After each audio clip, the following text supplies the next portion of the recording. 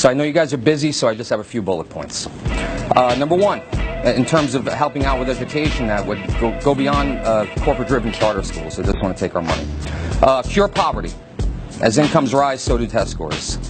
Tenure is a management problem. I've never hired one teacher in my life. I wish I could. Believe me, if teachers hired the other teachers, it would be a different story. Make my tenure transferable.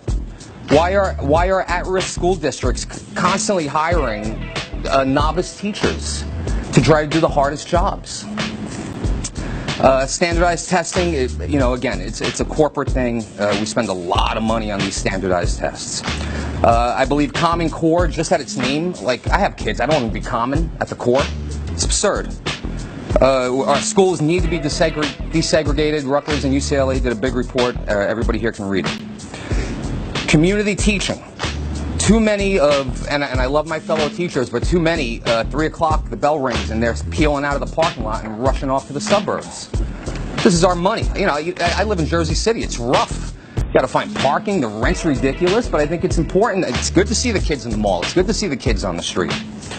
We're teaching the same way we taught in 1890.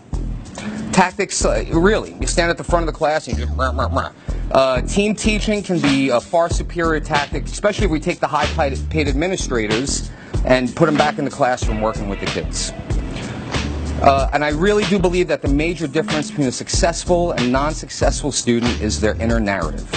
If you know things will turn bad no matter what, it's very hard to get pumped up over trigonometry.